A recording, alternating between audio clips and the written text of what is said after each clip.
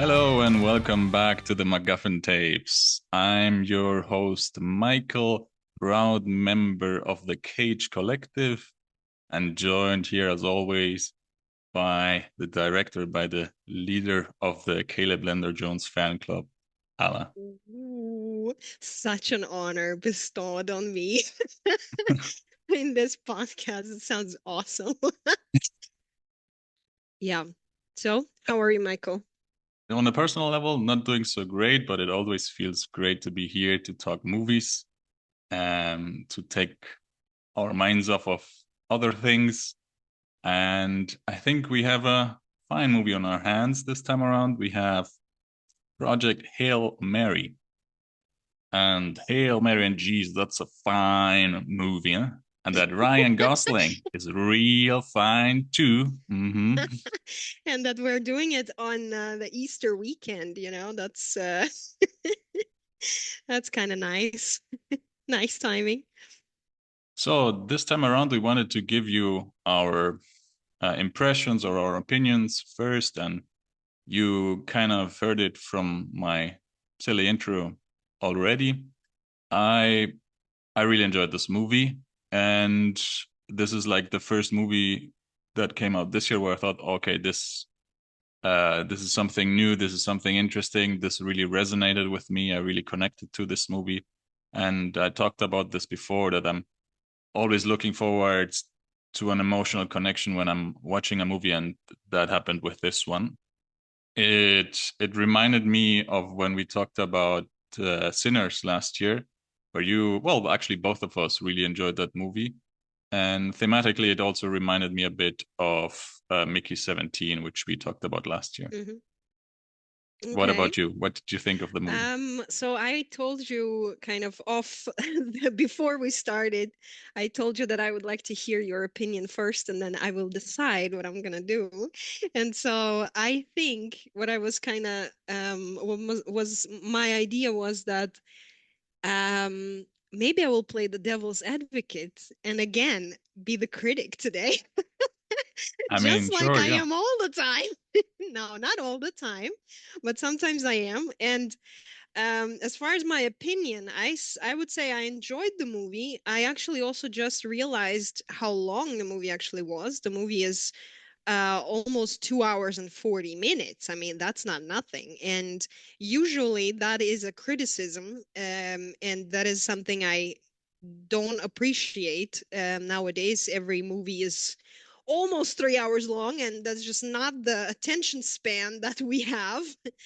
But I did enjoy the movie, and it didn't actually feel that long. But I definitely do have some criticisms, so I'm really looking forward to talking about this. Yeah, actually, good that you mentioned the running time because I actually planned my visit to the cinema around the running time because I had two options to go see it. One was in IMAX, and the other one was a bit earlier, around 8. So I went to the earlier one because I didn't want to get back home after 12. And the crowd at the cinema was really nice. It's at the Metropole here in Zurich, and I really like the that sort of cinema how it's laid out. So it's a bit flatter, and it's not the seats are not that stacked Hmm. that Hmm. high up.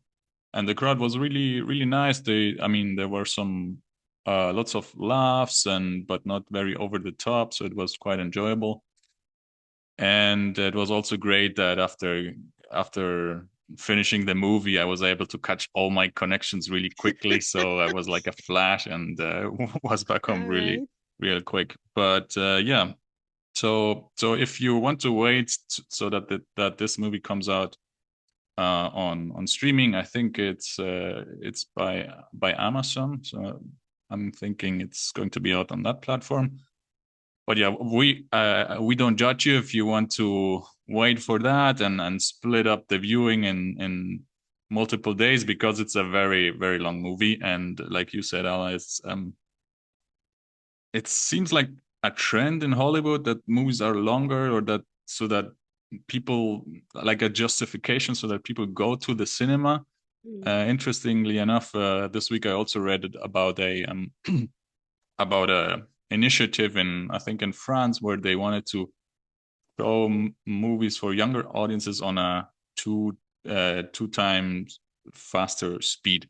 So that What? they, Oh my God, that is so weird. yeah, I mean, I mean, it makes sense. I mean, I watch some YouTube videos at two times speed. Movies I don't, but I mean, I'm up for that initiative. I mean, if it brings people to the cinemas and if people like that, I'm all for it. I'm not going to watch movies in twice as fast as speed, but That if is, but younger that is people, really strange. I think that is just, I don't support this.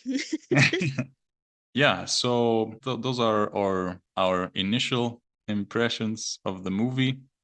And we will dissect the movie now more in detail, going over not the plot. Well, we're going to discuss the plot, but we're not going to summarize the plot. Mhm. So from here on out, this is a spoiler warning. If you haven't seen it, I recommend go see this movie.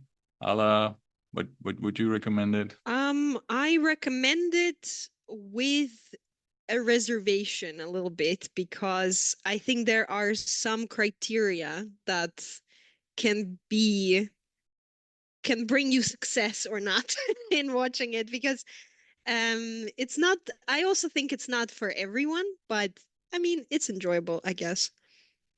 Oh, really interesting. Because I thought I would recommend this to my parents because it's science fiction, like more on the hard.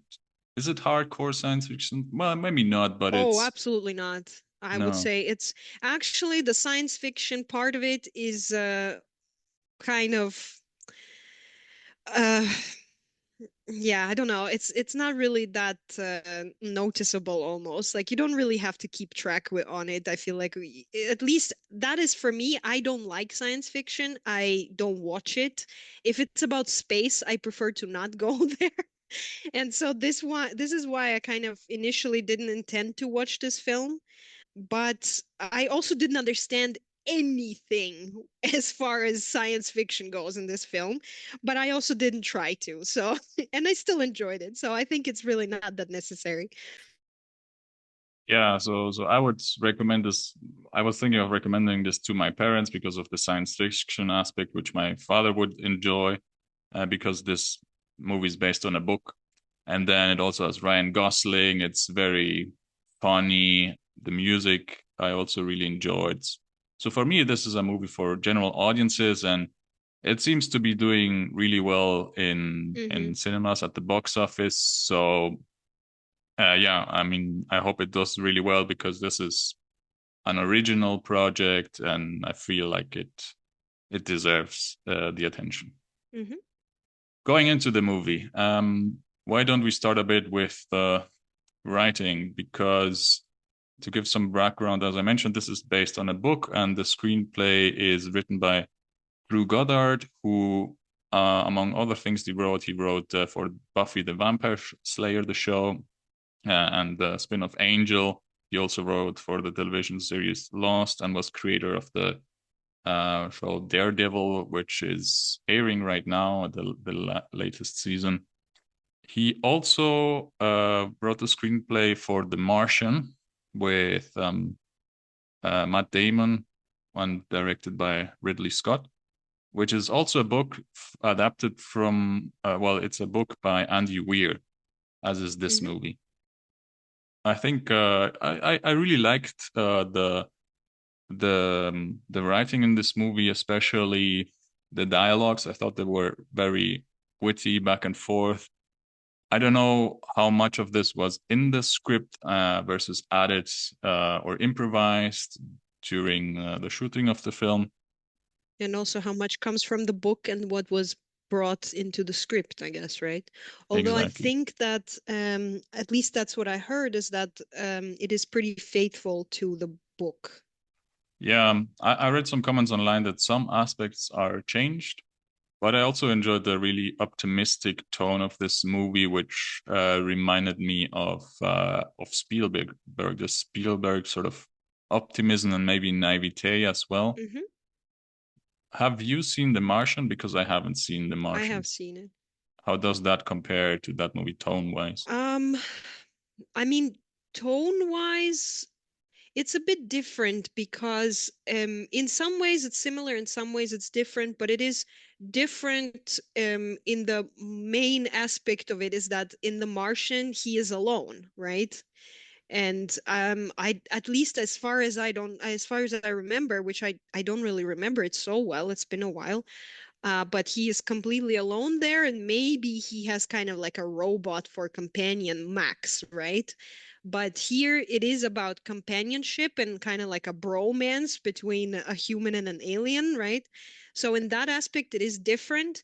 In terms of kind of the vibe, I would say it's also a bit lighthearted. It's not really very, I mean, it is serious, obviously. Both of them are serious. There are kind of aspects of them that keep you on the edge, and you are sympathizing with the characters, but overall, it is a little bit kind of like light. It doesn't go so deep as Interstellar, for example. Interstellar is partly very dark and very sad. I think both The Martian and Hail Mary are not that. Yeah, this was the other movie I was thinking about while seeing and after seeing the movie Interstellar, because maybe Interstellar is a bit more grounded in its approach or the science behind it, I think. Definitely. Um, and yeah, I'll go back to this when we talk about the music. Hmm. From the writing, I also wanted to mention the structure that we have. Well, it's for me, it's like a pretty basic structure in the sense that we have the present with the main character Grace waking up from his coma, and then the different conflicts he has to solve. And at the same time, that is paralleled with when he first is onboarded onto the mission, these flashbacks in the past with Sandra Hüller's character Eva Stratt, and Hmm. he step by step or slowly starts remembering these moments, but both of them are chronologically. So, Hmm. I mean, there aren't So the time jumps. flashbacks are chronological, and the presence is chronological too. Exactly, that's what I wanted to say. Hmm. Yeah, that it's just a kind of, I was thinking about this structure. I mean, obviously this is a more classical structure, but I was just thinking in the fact that it does use flashbacks and play with timelines a little bit, it is a bit similar to what Nolan does. I mean, obviously Nolan's strategies are always very convoluted. The timelines there are very complex. And probably if he was making this movie, he would be making the flashbacks could be kind of not chronological and going from kind of going backwards maybe. But yeah, in this case, yeah, it's structured pretty classically, I would say. But here, this is probably where I have my first criticism is the flashbacks don't really do anything. Prove me wrong. No, I was about Change to my say mind. that Hmm.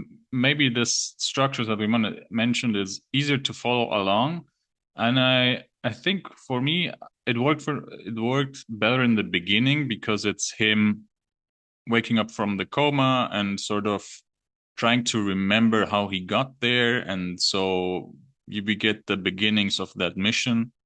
So that helps in that sort of well, he is lost and trying to figure out where he is.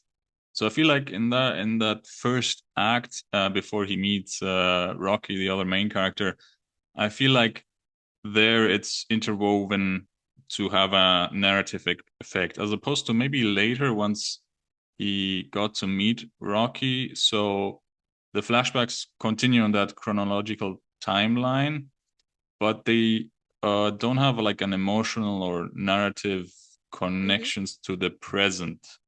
Not Hmm. always, or maybe it's a bit Yeah, subtler, I or see what you sometimes it mean. gets lost. So maybe that's what Yeah. you were saying a bit. But I must say though, I can see what you mean, and I think I even agree. But I must say the flashbacks bothered me less later on than in the beginning, because in the beginning I was so skeptical that I could not like reconcile anything. I couldn't get invested for quite a long time, and only at some point did it become a bit more interesting to me.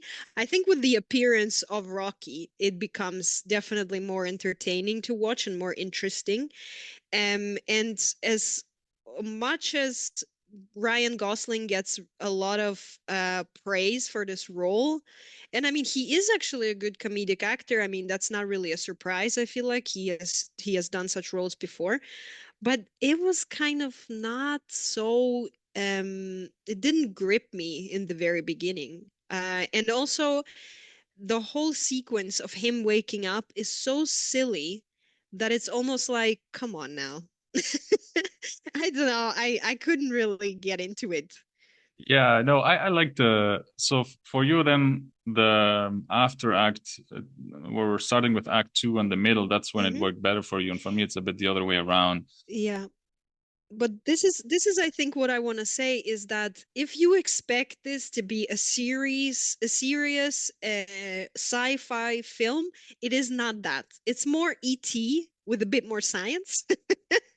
So that's what it is. That and you should perceive that film for what it is, because it's not going to be a sciency, brainy movie, I feel like. It's more of a kind of sentimental dramedy kind of thing. Totally, totally.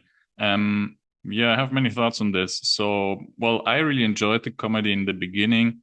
Um, that reminded me of Mickey 17, sort of the where he is revived a couple of times. I really liked the physical comedy. I think Ryan Johnson does that great. Ryan Gosling. So What's going on? I, I knew this would happen to me. Yeah, Ryan Gosling, of course. So that physical comedy and the way he's peeking out of different places in the ship.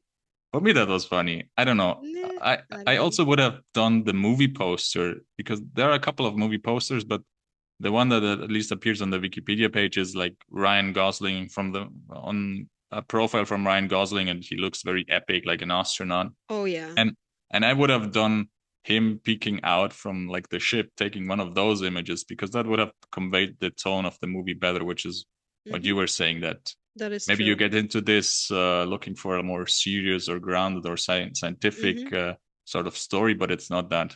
Exactly. I think this is kind of like misbranding basically on the part of the marketing team there. Plus, I feel like you're right about the poster. And it does look very epic.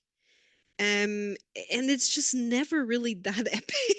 Like I don't know. It's kind of misinforming of the viewer, I feel like. But I also think, you mentioned Mickey 17, and I think what Mickey 17 does really good is introduce the character. And I just feel like there it is very original. I mean, obviously the premise is arguably more original than this. But this is also, it just reminded me of so many other things that already happened. It's just like every time somebody was sleeping, accidentally, they somehow wake up before they were supposed to. And then they have to kind of save the world and figure out what to do, but they actually don't have any idea what to do. This is literally Passengers. This is literally what Passengers are. And I was watching that and I thought, I have seen this somewhere. So this is what also in the beginning threw me off and I was skeptical. And I was trying to remain skeptical Yeah, for no, a I very long time. totally agree with you. I was about to mention Passengers, or although I haven't watched that film, but like you said, it's a very the premise is more generic than something like Mickey 17, and you can think of any other examples. I also thought of The Matrix when he was waking up, for example, or there are multiple examples. Yeah, Exactly. So it's just I feel like it's not really original to watch, and you are taken in onto this journey of him trying to remember who he is and trying to figure it out. And I feel like the moments of where he kind of remembers some formulas and writes some stuff down, and he's like, oh, I'm smart. So now I know that. So I feel like that is funny indeed, but at the same time, I don't know, I feel like it could have been done in somehow a more interesting way. no, totally. And what I wanted to say here is that this first act is a lot more exposition, especially the flashbacks, and maybe, like we said, it's quite or a bit generic, as we mentioned. And for me, it was mostly carried through Ryan Gosling's performance and the sort of the editing, how the scenes were cut with, like I said, him peeking out of different places and so forth. So that's what carried me through it, but it's not from the writing perspective. The setup isn't yes so novel. Hmm. The novel part for me comes a bit later.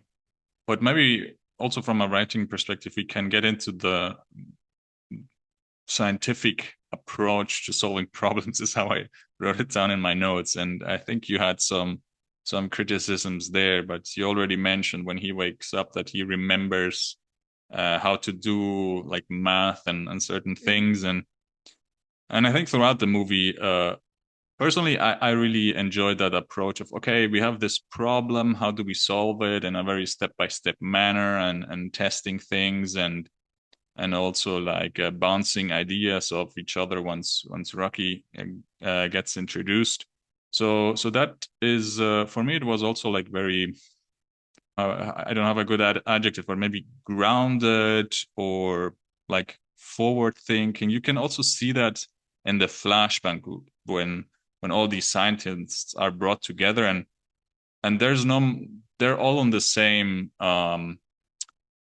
track, or they have their same mentality. No one is really like political in a sense or creating conflict Hmm. for nothing. So I like that simplification, and Hmm. that they have the same goal in mind, and try to solve it. In that sense, I think it is actually what it is doing well is not building too much on top of what it already has. Because, for example, if they added like a romantic storyline, would have been too much. If they added some kind of a kind of conflict between different governments, that would have made it too much. So actually the premise is quite simple and there's a lot of action going on, but technically speaking, it is quite a simple structure. And there is basically one storyline, and the only thing that makes it a bit more complex are the flashbacks. And so, yeah, I feel like in that sense, this is something that the film does well.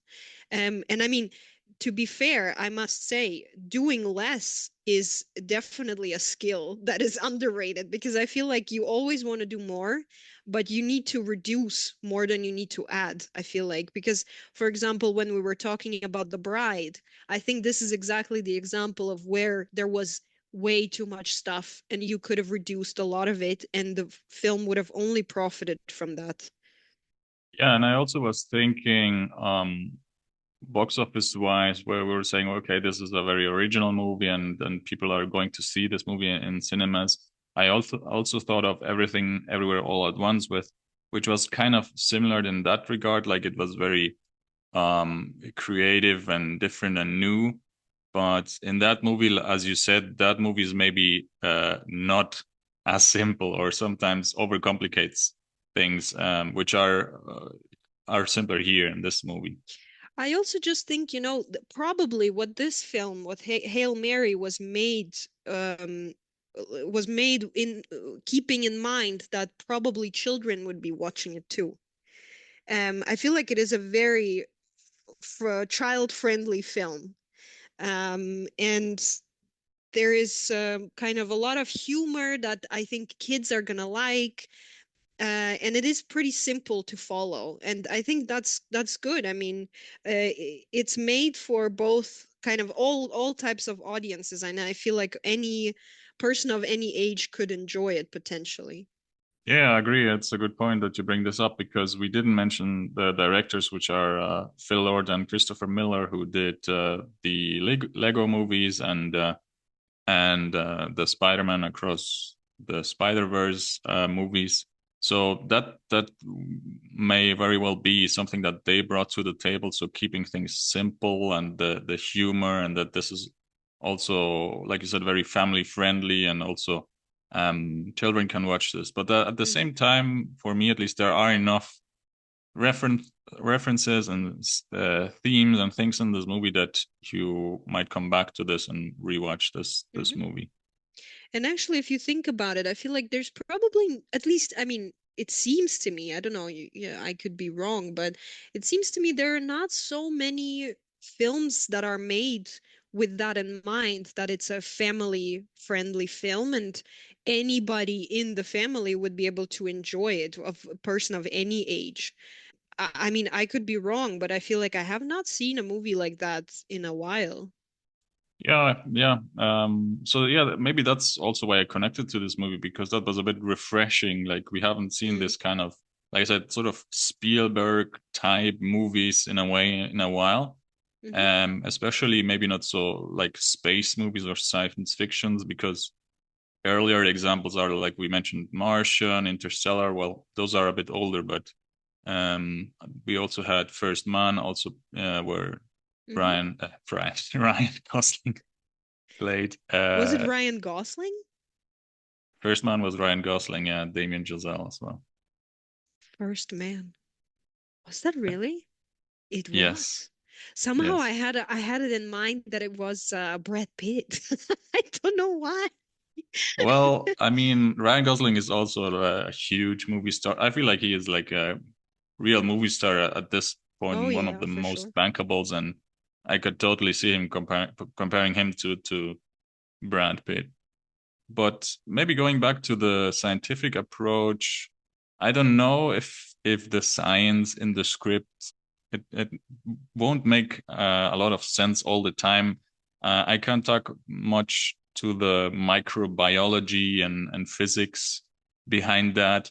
I mean, for me, it makes sense how it's introduced, but at some point, then you the movie forces you, not forces you, but you have to accept, okay, this is how it works. It Hmm. establishes a logic, and you kind Hmm. of accept that.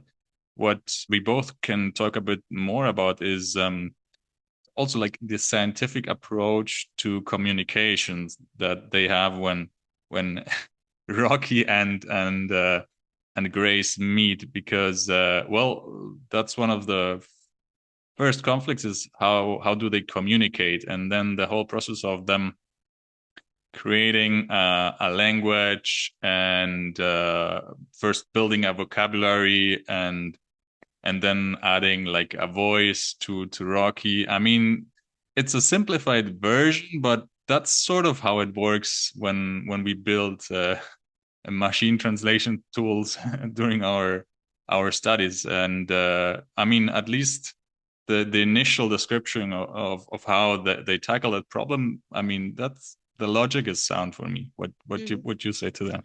Um, I mean, obviously, I have a lot of questions to that. But if you want a realistic and a more kind of close to life example of how that would probably work, you should probably rather watch Arrival. Yeah. But what I kind of just wanted to say about exactly that is that I feel like this is also a problem that I have, is that I always want the most realistic thing imaginable going on. If I cannot relate and if I cannot believe into the facts of the reality that is built in front of me, I will be very skeptical the whole way through. And I had to kind of put a cap on that while I was watching this film, because I thought this is one of those examples of where I expect documentary style factual information where it's just not never gonna appear. Like, it's fine. That's not what this movie is for. That's not what this movie is about. It's okay. I mean, the biggest question I had there is that, okay, so Dr. Grace built this system of where when Rocky speaks, he is being voiced through like an AI, let's say. But how does Rocky understand Dr. Grace? Because he doesn't have that. Is he so advanced in his kind of thinking that he just understands? He learned the language immediately, or how did that work? Oh, I don't remember if it gets mentioned. I feel like there's a line or something where Rocky also has a device in his technology that does that, but yeah, maybe it's only mentioned once, so Mm. you kind of forget that. But yeah, maybe this is something that's actually not in the movie. I don't remember Mhm. exactly, but it's a good point. Yeah. Yeah, but basically, this is kind of, I feel like, should be your approach if you are like me and you want the scientific truth to be there. I think you should just really believe in the logic that is introduced to you and kind of be limited by it, but it's okay. You know, it's not what this movie is for. It's not trying to inform you about how to survive in space if you are alone, or if you encounter an alien and you have to figure out how to speak to it. But I think the initial information, as you said, is basically correct. I think that is probably how it would go and how he would go about solving this issue. And I mean, overall, yeah, I mean, why not? It looked believable enough, I think. Now I just have to ask, was there another like logic flaw here, or what wasn't realistic in this part of the communication and building this translation tool? Was there any other Specifically in aspect? that. Oh, I would have to think, but there were definitely a lot of questions I had while I was watching the movie, but I was just like, Listen, never mind. It's okay. You don't have to know. It's fine." But specifically about the communication, I can't really remember anything now. But for example, the thing that I had, one thing that partly is both true and untrue is the way that he talks sometimes. I mean, obviously, sometimes he says he forms a sentence and then he says question in the end, right? Because most of the time he would just, I guess, say words. But the thing is, you still kind of have to bring it to a realistic, like a level that people will be able to enjoy the film. Because obviously, like, he says some things that I just thought he would never learn those things. He wouldn't have known all those words for the basic communication that they would have needed. And those were, for example, the things that were questionable to me. And sometimes, he would, I guess, use very basic forms of verbs and very basic forms of words in general. But I feel like it was still understandable enough for the audience, right? It wasn't super basic in a way that you would have to guess what the alien is trying to say, let's say, right? So yeah, it was still built in a way that it would be enjoyable for the audience, which again makes it less realistic to me personally, because that just wouldn't work like that, I feel like. Yeah, no, but you're right. I mean, the sort of the details and the minutia, and for example, like I think you mentioned the verbs, the conjugation of the words, or maybe that they even don't have words that match.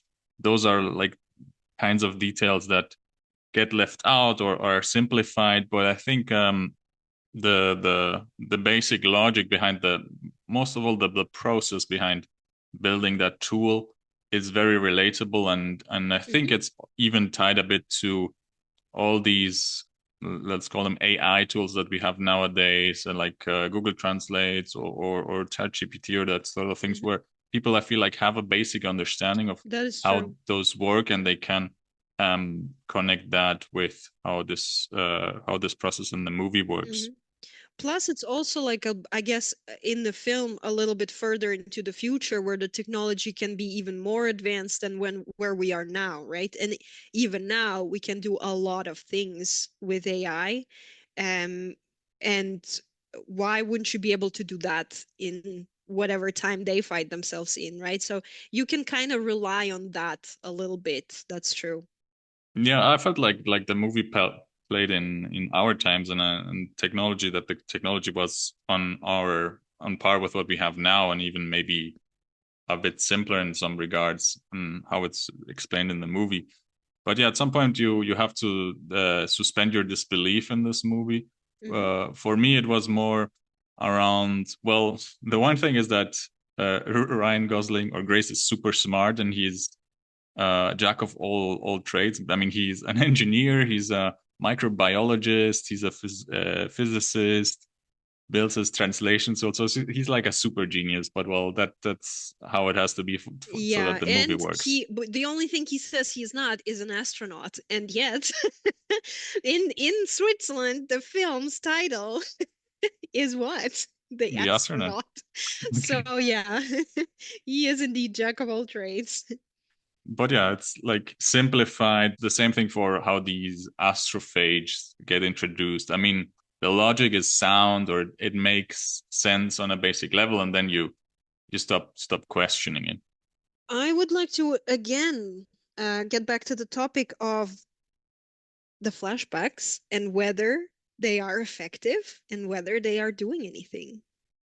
Because I mean, we did talk about the beginning, and I think in the beginning it does make sense. The flashbacks are a way of introducing you into the story, into the background, so that makes sense.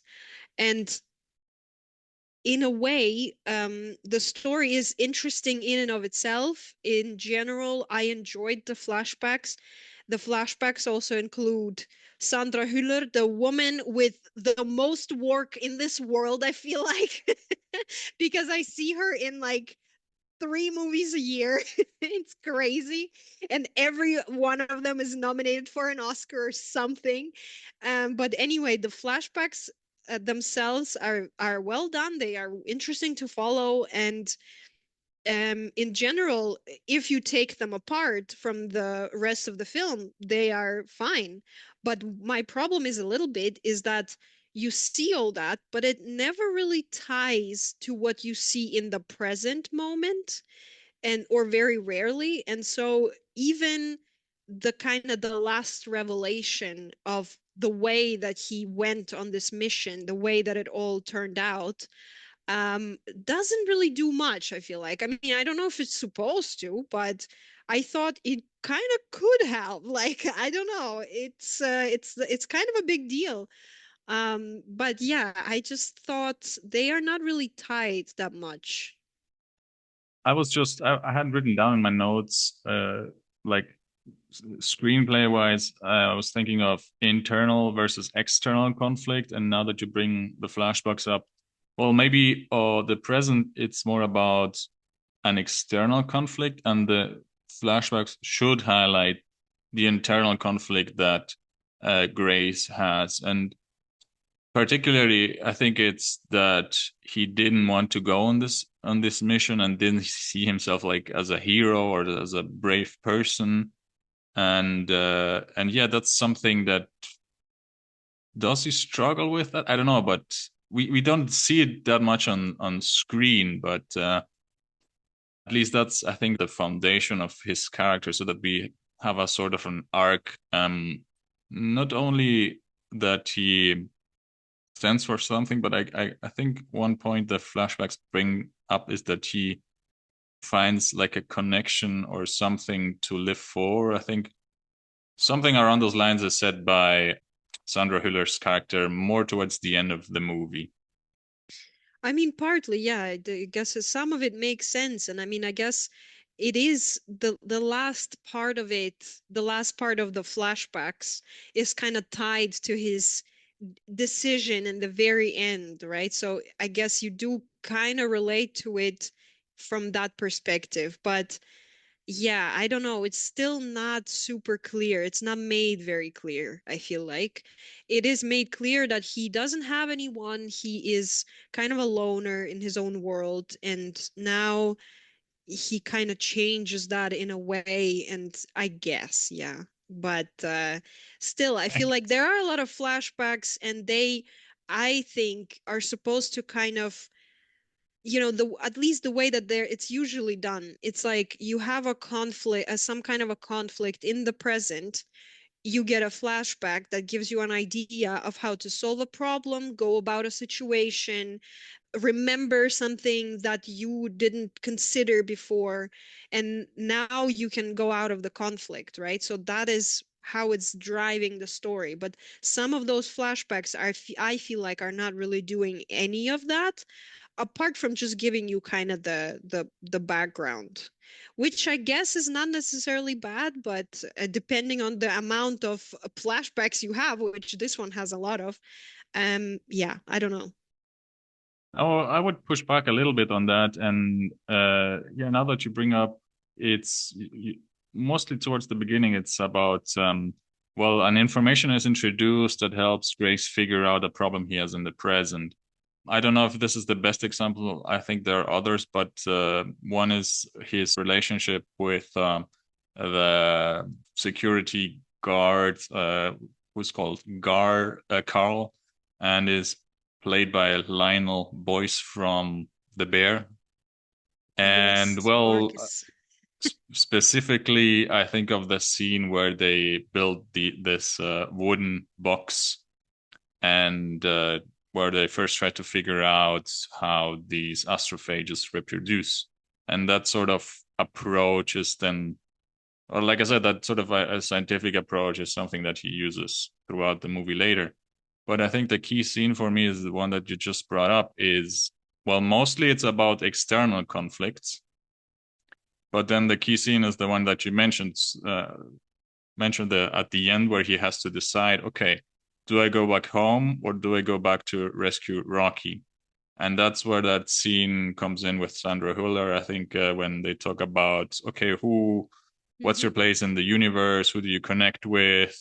What you stand for? That sort of thing. I'm paraphrasing, but Hmm. that's when that scene gets brought up, and it's about an internal conflict. And well, we at that point we don't know exactly where he's going. I mean, for me at least at that point, I could have seen him gone anyway. I mean, he could have gone home or like he did, go back to save Rocky. I'm too convincing. My arguments are too good. So go I for mean, it. no, it makes sense. This one I'm not arguing with. This one really does make sense. And in the beginning, the way that the story works, the way that the physics, the logic works, this is all one of those flashbacks that do make sense and are needed. I'm more talking about like some other ones that are not necessarily bringing the story forward, I feel like. I don't know, maybe I'm wrong. Maybe I am wrong. This is a possibility. Yeah, maybe I'm wrong as well. I mean, But the thing is, I feel like mostly both timelines are told in a very entertaining manner, so that mhm, I didn't feel like it. And also, we mentioned it's a long movie, but for me at least, I was never bored. I was always engaged. that's true. So maybe it's the way they're telling the story that makes up for that. But it could be true that some things could be cut or aren't as necessary. I can think of one other example, which around the web was highlighted, is the karaoke scene where Sandler Hüller That was gonna be my sings. example. Yeah. So What go did you ahead. think about that? I mean, this is one of those flashbacks where I'm like, why is this one there? Why is it there? What is it doing? And I mean, it does do like something. It's not completely useless. We are shown kind of we are this is me speculating. This is me speculating. Don't laugh at me. It's not completely useless. It's kind of like if I compare it to some of the ones that establish the logic of the story, some of the ones that establish the motivation for certain actions, right?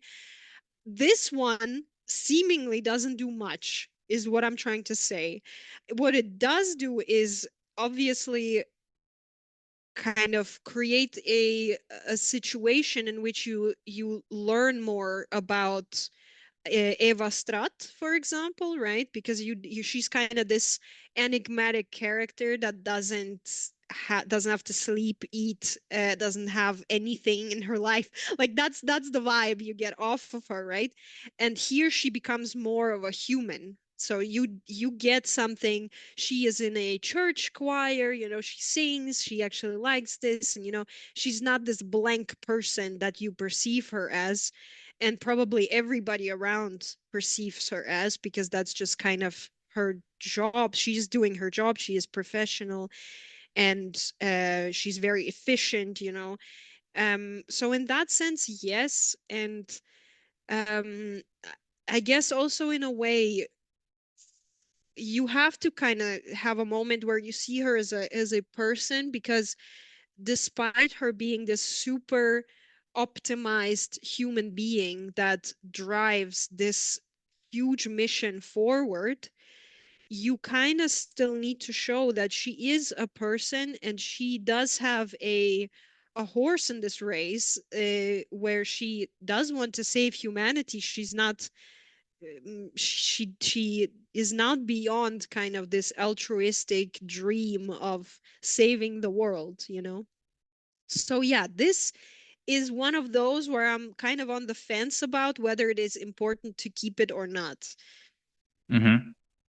No, I do think it helps to highlight, on the one hand, what you mentioned, that she is a human, that she has sort of these gray areas. We also see that more at the end when she decides to send Grace off against his own will.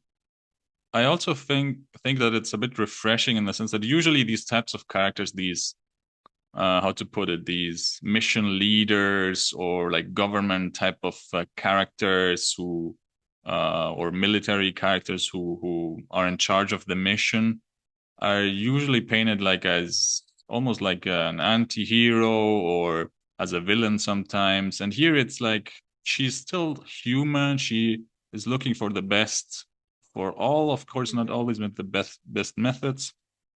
But in the end, it goes back to what I said before, that she also is trying to solve problems. Hmm. And for me, what it was important here as well is that she tries to connect with the crew and give the crew something to look forward to. So that's why she sings the song here. And I think that the song was really well chosen, at least Hmm. from the lyrics.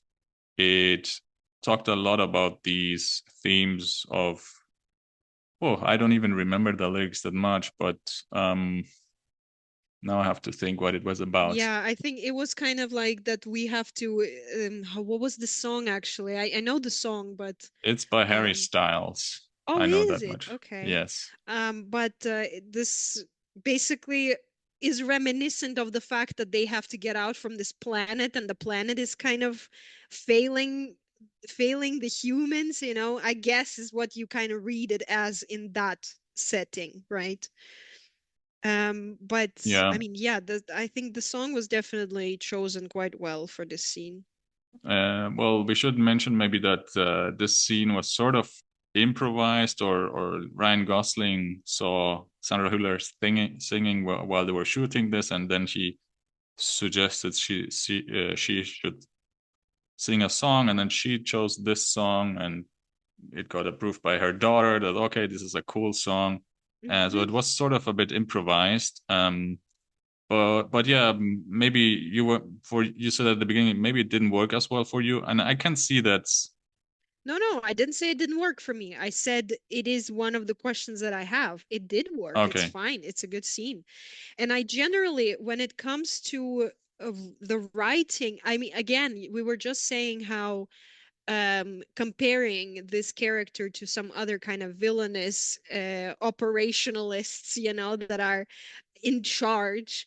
I feel like, again, this is an example of why this film is quite well written, because with the resources that it has, it does that quite well. Like she doesn't have that huge amount of screen time, and yet you get a very good sense of this character. You don't perceive her as a villain. You do see the gray areas in her behavior, but she is still a human being that is very rounded. She is not just a one-sided character. I think this is a job well done with this character too. Yeah, I agree. Going back to the scene, what I wanted to say is that maybe it's the setup, or I don't know, maybe there is also like an emotional core missing or emotional conflict missing. So that I can see that if someone wasn't connecting to the movie at the beginning, that this scene, which is sort of framed as, okay, this is the Hmm. scene or like an Hmm. important scene, that this doesn't work for them because how the scene is set up. So I could see that, and going back to your question, if this works or not. Hmm. So we talked a little bit about Ryan Gosling's character.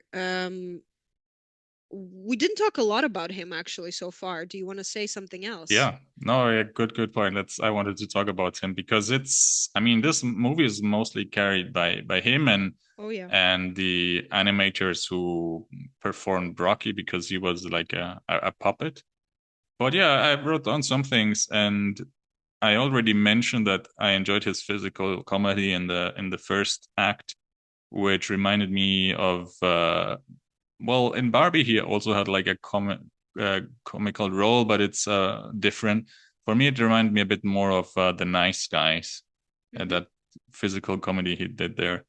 And I was also thinking that, well, on the one hand, it's also different from some roles like First Man and Blade Runner, where he plays sort of a more like a straight guy or objective driven guy, and here he is a bit more ADHD or Hmm. quirky, or I don't Yeah. know how to describe him. Yeah, I would go with Quirky that. is the best word to describe him in this film. Yeah. Yeah, for example, talking about quirky, I really enjoyed how he used his glasses as a prop, the way he hangs them around his Hmm. face in different manners. I thought that was also always very funny. Um, but yeah, the other thing I wrote down here is that it's interesting that Ryan Gosling seems to be becoming like a an expert on sci-fi movies because he, like I mentioned, he did First Man with Damien Chazelle. He did Blade Runner. He also did Star Wars. Well, he's about to do Star Wars. Uh, What? Oh no. yes. They got him as well. Mhm. So I thought that was interesting. I don't know. Well, I guess there are a couple of options. Maybe if you go with someone like Tom Cruise, who's very like a an action star at Hmm. this point. But yeah, I thought that was interesting about Ryan That is a Gosling's good career point. choices. Hmm. Yeah. I mean, but at the same time, I mean, sci-fi is kind of a popular genre, and there's a lot of films being made in this category too. Yeah, I was wondering if there is anything that he's able to carry over from other movies, like for example, Floating in Space. If that's, I'm guessing it's done differently You on mean like a every movie. technical skill, not Yes, for like. exactly. Yeah, for example, floating around in space. I don't know if they do that the same way in all of the Hmm. movies. Maybe there are some aspects that he can like bring carry over to No, from one I think movie you to the other. definitely can. I mean, in the sense of, I don't know how it's done technically, and maybe it is done technically differently from film to film, but the perception of it and the way that you should be kind of moving on or be perceived in like your body language or your movements is still, I guess, the same, right? Because it is the same space that you're trying to create. So in that sense, I think that is probably a good chance that you could carry that over from role to role. I mean, obviously Blade Runner has nothing to do with like zero gravity or something like that, but First Man, I don't remember if they had that, but I mean, it's quite possible that they did have zero gravity in those films too.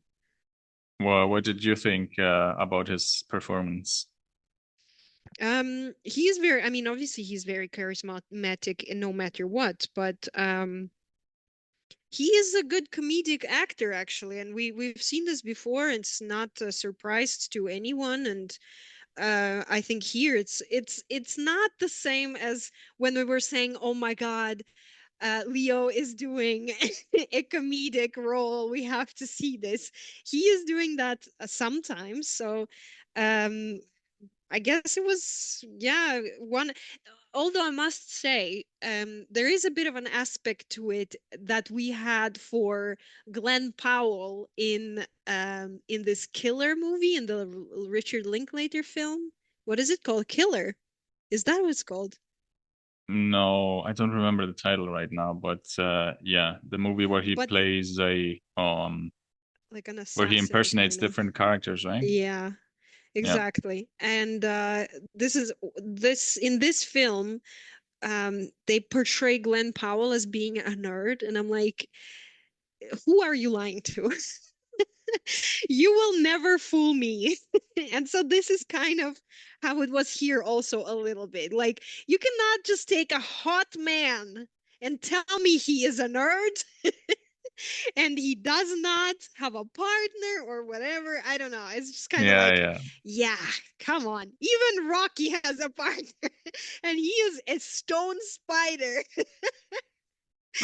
Oh Yeah, God. I Well, was thinking the anyway. same thing. But not to say that there aren't attractive people in like academia, but yeah, like you were saying, it's sometimes a Yeah, bit I mean, hard I to guess believe. that's not the point. Again, it's not the point of the film, so I didn't really read into it so much. It's just a joke more now, but he is doing a good job, I guess, and he is charismatic. He carries the whole film on himself, basically. And yeah, that's fine.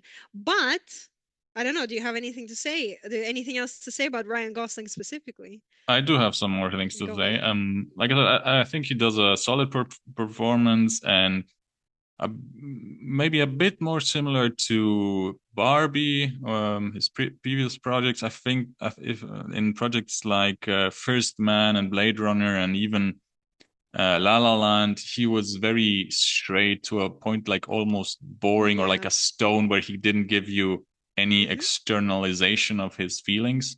And here, his delivery of these witty lines is always great. I'm wondering how much of these he improvised himself. The other aspect I wanted to say here is that there are a couple of moments throughout the movie where he has to played more emotionally. For example, when he says goodbye to his fellow crewmates. For me, the one scene that worked when he gets emotional is when we see him from the back, standing in this sort of tunnel that connects both ships, and then uh, him and Rocky are talking about him going home, which we hadn't addressed in a while in the movie. And then Rocky mentions, okay, I could give you some fuel so that you make it back home. I will make it back home slower, but I will make it. And then he turns and there's like a single tear, very actor thing to do. And he's like, yeah, well, crying. And that moment worked for me. The his gratitude and yeah, what he expresses there. I think there's yeah, what the other emotional scene is when he thinks that Rocky died, where he also Hmm. starts crying for a bit. I don't know, that works a bit less well, but I think in particular in this scene also because how it was framed and shot that I thought it worked really well for me. But that's all I have to say about Ryan Gosling. Well, then I want to come to the main point on why we're here and talk about Rocky.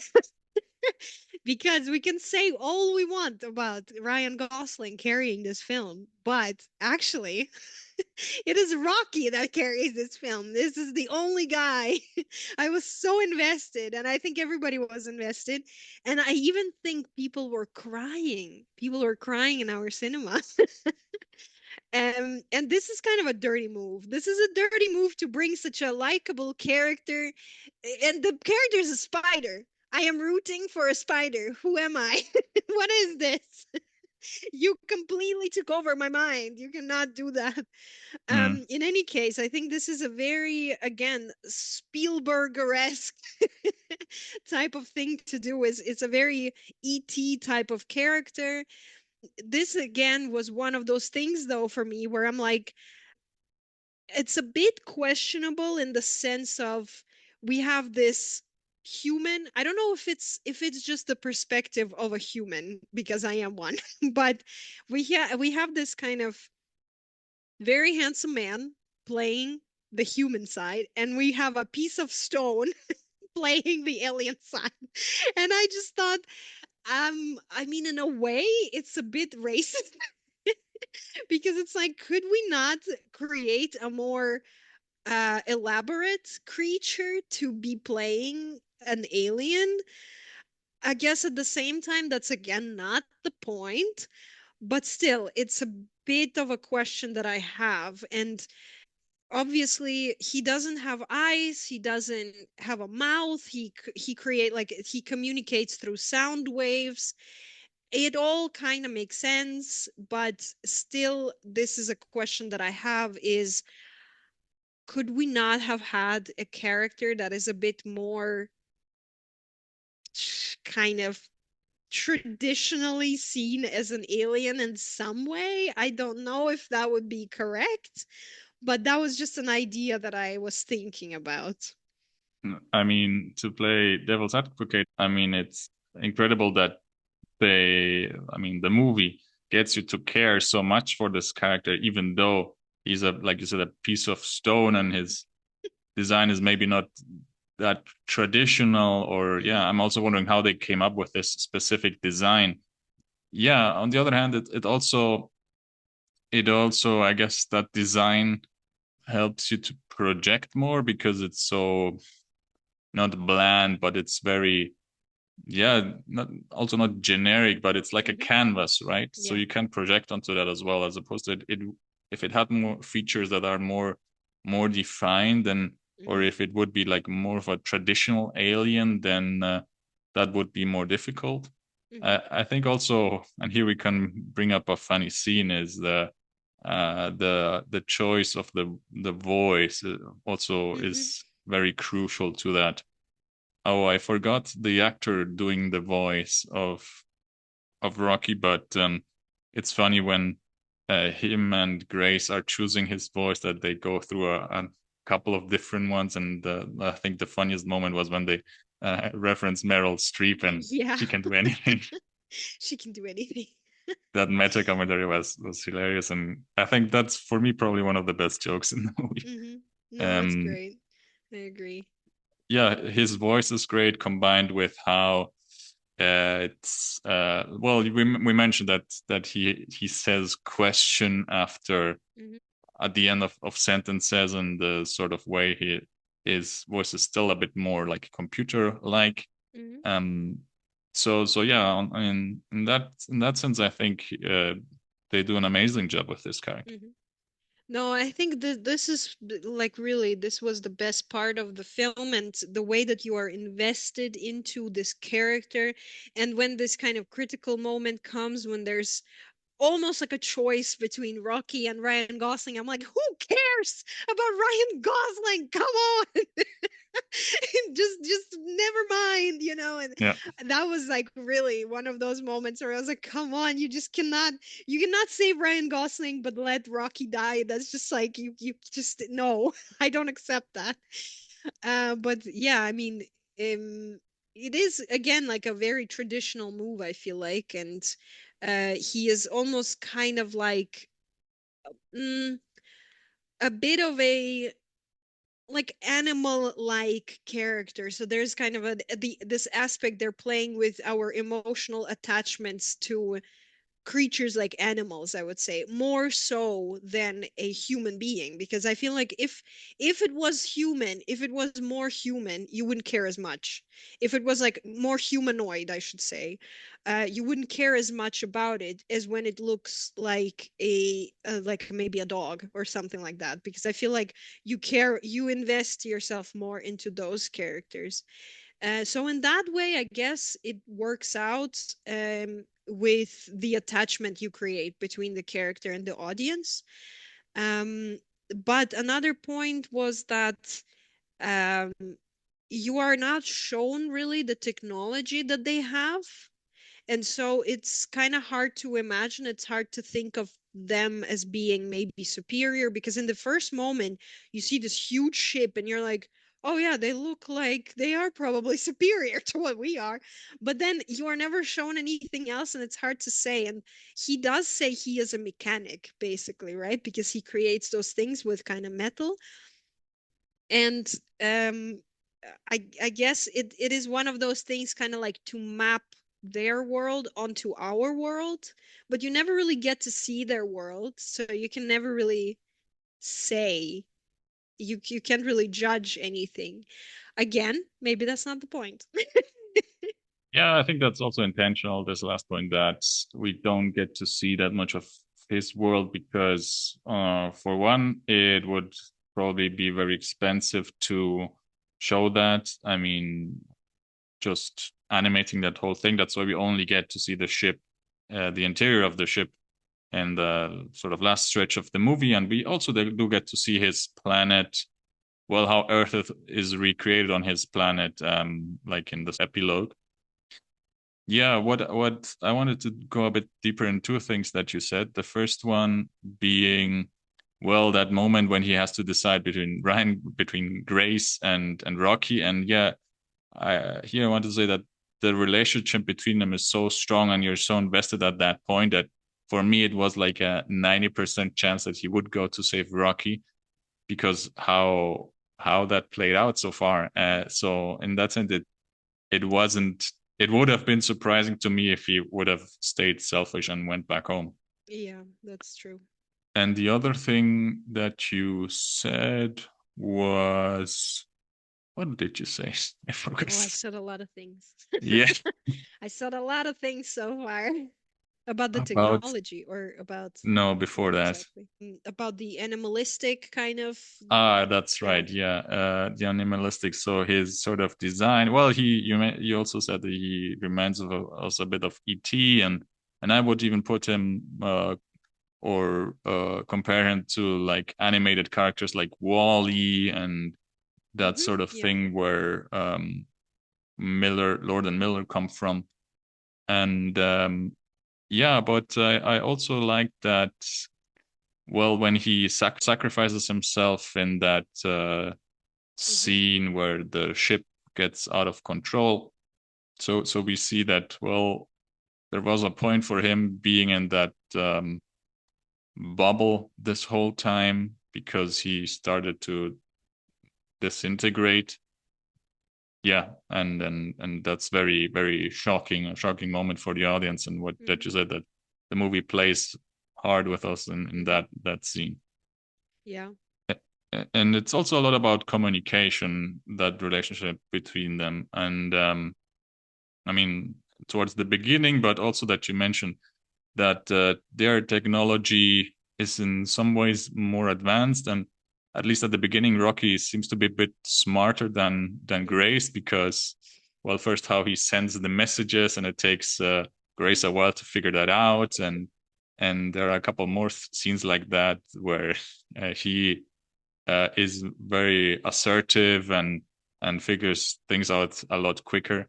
Ah, yeah, but this hmm is the other thing now. I remember why the character works because we do get a lot of or not a lot, but we get enough background from his past that we care that he has a mate, that hmm he is the only survivor of his crew, that he is also there to save his planet. So so those details, I think they add to his character. And you said he is not humanoid, but those are like human aspects. hmm And as I said, he is also there to solve to save his planet, to solve this So problem. they have And a both of similar them, mission. They're in the same mission, basically. yeah, and they have a similar approach as well. And then they're not afraid to interact, communicate. So this movie could have gone very differently that if they saw each other as enemies, but they're sort of hmm both scientists and collaborate hmm to figure stuff out. So I think Yeah. that's where I find this movie also very refreshing. I when we were walking home after the movie, I kind of was like, imagine we once would have an alien that would just like work as a teacher on our planet. It's just like it sounds so cool. But yeah, I mean, also kind of speaking about the I guess the way that the species of Rocky could be more advanced is the fact that they are accepting of this alien dude who just like came to live on their planet. And not only are they accepting of him, but they actually let his kids, like, let him teach their kids stuff. Like, I thought we don't even allow people from other countries to teach our kids anything because you never know what, the political affiliation or whatever. So it's just kind of interesting that they show that. I think that was really a nice touch. Yeah, and And the I love that trust that that was built between the different people and the species. exactly, and I love in that sense it's so optimistic and hopeful that Hmm. they are trusting in other species and not mistrusting, and they look to create something. And Yeah, like you said, he teaches their children, and by the end, for me, he at least sort of, Grace became one of the what is Iridians, for right? sure. Because also what we see in the end, as opposed to in the beginning, is that they don't need any devices to understand each other anymore, right? Yep, They learned each yep, other's languages, so that was kind of like so nice to see that. yeah, yeah. And they, like I said, they also built that Hmm. Earth sort of Arid. by yeah that area on their planet. And Hmm. I really love that he decided to stay on that planet for a while after or before returning home. Well, but is that a fact that he's going to return home? I For me, thought he there was was never like, returning home. I feel like he just kind of was going to stay there. if I remember correctly, he says something along the lines, "Well, I'll stay here for a bit," and because I think Rocky asks him, "Are you going home?" or something along those lines, and he said, Hmm. "Well, I'll see," I'll but stick maybe I'm around. mistaken. All right. Um, Oh, yeah. one more thing I wanted to ask you about here, and regarding Rocky is, Hmm. how would you describe his ship? Because I thought that design was really interesting, and on the one hand, it's something that I feel like I've seen before, that sort of metal Hmm. structure with a lot of strings, which is really abstract, but on at the same time, it's something like I've never seen before. So I thought, I don't know how to describe it, but I thought that design was really Okay, let me interesting. send you something and tell me if you think it is reminiscent of that. Overall, there was a scene when Dr. Grace goes onto the ship that you see the insides of the ship, and it is again kind of you see that the design of it is specifically like the design is designed. So the ship is designed in a way to accommodate this kind of sound wave thing going on that they use for communication. And I thought the inside of the ship, the way that it is shown, is literally interstellar. Yeah, yeah, yeah. Because I of was. the scene where he's kind of between behind the bookshelves, it is Mm-hmm. very much reminiscent of that, I think. Yeah, yeah. And this was kind of my association that I had there. I thought the same thing when he's inside the ship. Hmm? I was yeah, this image that you sent me about this building, maybe we can share it on socials later. Yeah, Yeah. it does look kind of similar. I was thinking more about the structure from the outside, which is sort of this really stretched Hmm. metal thing with like, it looks like metal rods or Hmm. something. It looks to me like something we have as humans on the planet, like in some architecture stuff. But it's really, I can't put my finger on it what it is. Hmm. No, that's the image that I sent you is kind of what I had in mind when I saw the ship. I mean, obviously, this building and the part of the building that I'm referring to doesn't have those like long lines that the ship has. I also don't know. I guess it also, the point of those lines is that maybe they also have those kind of side sound kind of strings that they use, and the length matters as well. So um, I guess it's probably to do with that. Um, but also, if you just think about the effect, if you think about the effect of this ship, first of all, it is quite a bit larger than the ship that Dr. Grace is on, right? Second of all, I guess the imagery of the ship is not necessarily initially very friendly. So you don't perceive it as something, it has very pointy, sharp edges to it. So it doesn't look very welcoming. And I guess in the first moment, you are not supposed to see it as something, um, something that you necessarily should trust in the very first moment. Yeah, that's a So great point. I guess that is probably why they went with it. And the second thought is that probably it kind of should connect somehow to the origin of the character, right? It should connect to the logic of the character itself, of the alien, because of the way they communicate, of the way that they are, of the way how they, for example, manipulate metal or any other kind of substance that they create. There's like Rocky was creating things with, right? So I think that is probably the reason for that specific design. Yeah, that's a great point. Like how this design of the ship is also used as a narrative choice, especially in the beginning. Hmm. Yeah, yeah, And I great mean, point. also, I think if we can use that, I don't know if you wanted to say something else here, but I think it's a good way to now segue into music, because this was one of the, Yes, please. yes, please, because what that was one of the things that was kind of nicely done when the two ships kind of connect and like a waltz music starts playing when they kind of start turning together and to create this gravity, right? So that was that was a nice Oh, moment, I thought. I don't remember the exact song playing here. You say it was a waltz. Yeah, it was I kind of like a dance, like emulating a dance, that it I yeah, don't know yeah. if it was specifically waltz, but I think it was something similar, like a Mm, classical paired dance for sure.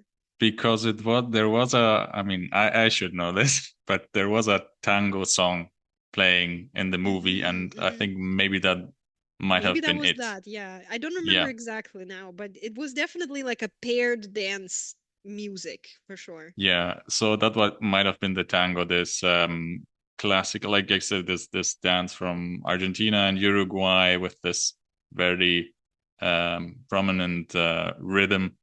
And yeah, I was really surprised and happy to hear that. Mhm. And there is, well, this the soundtrack and score of this movie is by Daniel Pemberton, this English composer who also worked with Phil Lord and Miller on the Spider-Man movies. But yeah, I love that there are also there's soundtrack and score, and the soundtrack has, well, some more like well-known like rock and sci-fi connected songs, but also a lot of, how to put it, let's say international or global songs from different cultures, like tango being one of them. And I don't remember all of them. But yeah, the tango was one of them I definitely recognized. And I think it's almost at the end. There's also, this is when the vessels like what was it? Paul, Ringo, and so forth arrive at the earth, and there's this Spanish song playing, Gracias por la vida, blah, blah, blah, which is a song sung by an Argentinian singer, a very sort of classic folklore singer called Mercedes Sosa. So yeah, I was surprised. Okay, there are like songs here that's totally unexpected, and I'm not saying that only for the Argentinian songs, but I also enjoyed like the Maori songs and the those more like classic rock songs. Yeah, that's one great aspect.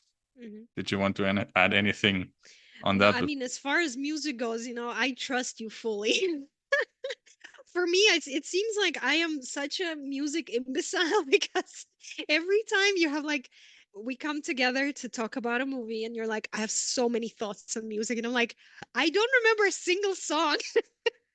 It's like very rare, I feel like, that I really remember and I appreciate the soundtrack. I think again, like in this one, I don't really remember that it's stuck out to me that I was like, oh, that is great. Although I do like Daniel Pemberton's soundtracks usually. He's great. And I think if it is done well and if it's organically suitable to the film, it's almost like you're not supposed to notice. It just works well in the moment. And I think maybe that's the reason why that happens to me. Well, to be fair, usually listen to the soundtracks after having seen the movie, so that's why I remember them better, maybe. But which I did for this movie. But what happened to me for this movie, this happened to me with Sinners as well. That's one example, is that I was struck by them, or I was connected, or I thought they were amazing while I was watching the movie. And this Yeah. happened for me, especially the one song is called Humanity, which is sort of this choir music. And that's when I started paying attention to the music. And Hmm. that song, there are lots of songs with choir from the score. Well, that first reminded me of Howard Shore and sort of Rivendell, where we Hmm. have these choirs representing the elves. Hmm. Reminded me of that. And then we also mentioned that, well, Interstellar. So there's this one song in Interstellar. I think it's called Pair or something along those lines. It's an acronym where you have these single notes playing this dun Hmm. dun dun dun dun dun Hmm. dun Hmm. dun. And I thought that was mimicked as well in some songs here when Rocky and Grace first meet. Hmm. The other influence I thought I saw was Ludwig Göransson, who did the soundtrack for The Mandalorian, that Star Wars series, where he is also very experimental and has these sort of, it's not tubas, but these like horns, and it sounds very Hmm. tribal. Hmm. Yeah. And I thought, oh, okay, he got inspired by all of these other musicians, but that's actually not true, as I found out. I watched an interview with Daniel Pemberton, like an hour-long interview. We can link that, where he talked about his process for this movie, and it was very experimental. And I believe he was like this as well in for the Spider-Man soundtrack. And what he did was he first started experimenting with sounds a lot. For me, how he described it, it was similar to how Rocky and Grace create the language, or that vocabulary. So he started recording different sounds, using synthesizers and some electronics, but also, for example, some sounds are like them splashing their hands in water. Or there was a group of children from like a school who did like a lot of body music, where they were tapping their shoulders and stomping their feet and that sort of thing, and they used that as well. And then Hmm. the other thing was that he had a very experimental choir where they recorded some sounds, but they didn't use actual words. They used sort of made up words, because the idea behind it is that Pemberton wanted something to sound new and exciting and different, where you could relate to it, but also not. And that was one of the ideas behind that. And so first he took 2 years to create the score for this movie. And first it was a lot of this experimenting, which I described. And then after that, there was a lot of, well, talks with the directors and so forth.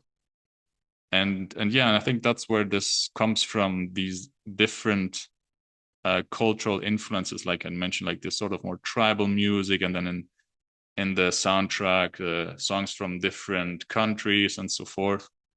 And I love that, because for me, I interpret it as a sort of an appreciation of humanity in a way. It sounds also very angelical, and that fits into the Hmm. what Pemberton talked about, and is the epicness on the one side of being in space, and it's very vast, and appreciating that.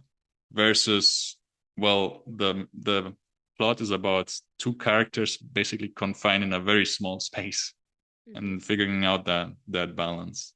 Mm-hmm. What it was actually about as well is, which is something addressed more in the end of the movie, that humans sort of, for Sandra Hüller's character, gave Grace some hope with him, and we even see some like pictures from children and so forth. So the pot so sort of the Hail Mary, well, the what it meant, it's explained in the movie, is sort of the hope that they deposit in this project on the ship. So it's like a Noah's Ark in a way, and all humans deposit their like good feelings in that, and then in that sense, it's how the music was approached as well. All right. That is a lot of information that you found about the music. You're like Yeah. the music expert on the podcast. Well, I thought this was just amazing. Just grabbed me, and Yeah. I had to find out and make sense. Well, I didn't. Well, I wanted to find out, but I actually could just I was listening to this before recording, Hmm. so I mean, this will stay with me for a long time.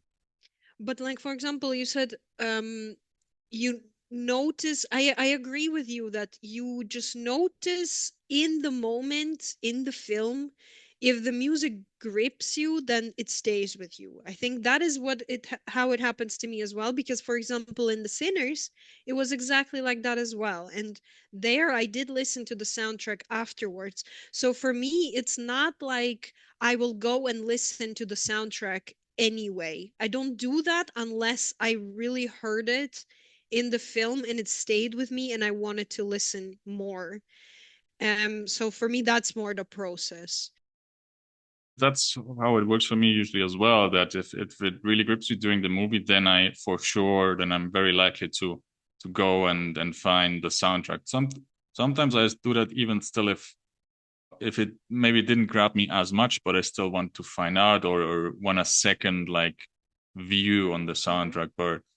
But this one I feel is going to be for me like La La Land, where La La Land is something I know the movie, I feel like, by heart, because I listened to the soundtrack on the score so many times. Hmm. And I feel like that's going to happen with me with this score. Hmm. Um, I also just think, if it is very atmospheric, then it stays with me too. Because if it's like creating a very specific atmosphere, maybe it's like very dark, or maybe it's I don't know, very sentimental, it's um that is probably likely to stay with me if I can associate it with something, if I can apply it to any other situation. I feel like that is more something that, not like any other situation, but like a similar stakes situation or a similar sort of circumstances. Then it's likely that I will listen to it again and I will try to kind of keep it in mind. Because, for example, like the soundtracks, I mean, maybe we could do like a whole thing on that. But yeah, in any case, I think I don't really remember the soundtrack so well.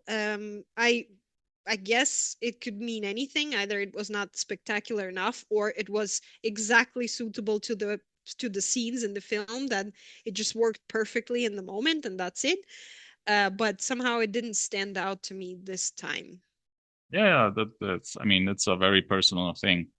For me, well, I feel like this score is very universal, so that's why for me it's interesting to re-listen to, and that you can also listen to this if you're in different emotional states. I feel like it also drives the plot a lot as well, and specifically it works great, I think, in the moment where Rocky and well, sort of the climax when Rocky and Grace go fishing, and then everything starts to go on, and the music is nonstop building and building tension. And then I thought that was an excellent choice as well. Is sort of when Grace is knocked unconscious, and then we have silence. And like in music and in movies as well, like the use of silence is such a cool tool to use. And I think in science fiction especially it works that well because in space you don't hear, or there isn't a lot of sound Hmm. as far as I understand. And in that scene, I mean, it also has a narrative and emotional reason for being there, that silence, but also, like I said, it relates to space Hmm. Yeah, and that's so true. forth. But it's been used actually several times in the film, the silence and the Yeah, um true. I don't remember if it was used for comedic effect, but it could have also been used. Yeah. I think actually, Um, yeah, it might have been when he kind of tries to catch something and then he kind of like the cord pulls on him and he loses it and then I think that is probably also was used there. yeah, I think you're right. I think you're right. Yeah, I mean, you hinted that it's doing like an episode about the music, but just briefly, I wanted to mention that I thought it was really interesting how Hans Zimmer for Interstellar, well, Hans Zimmer also did Dune, and then I mentioned Ludwig Göransson for The Mandalorian, and I thought it's fascinating how their approach is similar in it that it's super experimental and that they create these soundscape first and then it Hmm. starts to sound super foreign, but at the same Hmm. time, you can sort of relate to it, and I think that's fascinating. Hmm. I mean, all those scores, all I think are of the best that came out during these Hmm. last couple of That is years. very interesting, but obviously, like, I have nothing to do with music score writing, so I don't know anything about the technique they use, but this does seem like I mean, it's definitely an art of its own, and making music in general is like making, let's say, songs in the format of a song is one thing, and making film scores is seems like a completely different deal. Yeah. I'm always fascinating learning about their approach, and it sounds so much works. And then at the end, I'm amazed, like how did they come up with this? I mean, the amount of hours they are invested in that and energy. And like I said, yeah, Pemberton worked on this for 2 years. And during the last search, he said he also fell asleep during the studio because there were so many elements he was juggling and couldn't make sense of them. And then he just fell asleep from exhaustion. So, well, yeah, that gives you an idea of the kind of work that's, well, it's Hmm. impressive. Hmm. All right. Well, have we discussed everything we wanted to discuss today? I think so. For me, music was the main thing I wanted to get out there. I mean, listen to the soundtrack. It's amazing. I mean, listen to the soundtrack and listen to the score. I think And both of watch the them are movie, great. I guess, right? Watch the movie. So overall, I think we do say yes for watching the movie, right? We recommend Yeah. it. Yeah, I told yes for me for so far. Best movie of the year so far. Ooh, Or even not best, but so it's far. like not best, but I feel like it's the first one that I really connected to. Hmm. All right. Yeah. And regarding music, one more thing. I think the song on the rolling over the end titles, it's I think "Glory, Glory" by Ike and Tina Turner. And I'm Hmm. sort of in a gospel phase right now, and that when that played, it's a song I didn't know, and it's perfect, like cherry on That was top. a good song. That I Oh, remember. yeah, yeah. I think I mentioned everything I wanted to say. Is there anything left from your side? No, I think we're done then. Oh, maybe I can also do a little promo for Daniel Pemberton is also scored the music for the drama with Hmm. Zendaya and Robert Pattinson, which I think is out now, at least in the US. I think it's I don't know also if out worldwide. now here. Yeah. On that, he mentioned he only took like 4 hours to write the score for that music, and then went to Now a that pub. would be interesting to see the Yeah, difference. yeah. He said it's a completely different approach, but Hmm. yeah, I thought it was funny Interesting. how he told that. Okay, I hope you enjoyed listening to us talk about this movie, and hopefully, you go listen to like I said, the score and soundtrack as well. And to finish this off, I leave you with a quote Hmm. from the Cage Collective. Benny says, "Is this thing radioactive? Christ, I hope not." Where is that from? Where's it from? Oh, I actually forgot. It's of course Nicolas Cage, but Color Out of Okay. I Space. Sorry, there you go. Color Out which of Space. Color huh. Out of Space, I think. Yeah. I've never heard of this one. See, No, I me think neither. what we need to do, what we really need to do Yeah, yeah, is the filmography of Nicolas Cage, followed by the filmography of Christian Bale, and then followed by the filmography of Caleb Landry Jones, because those are the three titans that are holding this world together. yeah. That would be a huge undertaking, but maybe we'll do that at some point. While in the case of Caleb Landry Jones, his filmography, he's a relatively young actor. His Mm. filmography is quite manageable, I would say, especially for me, since I have seen everything he's done. So, Yeah, yeah, we could do that.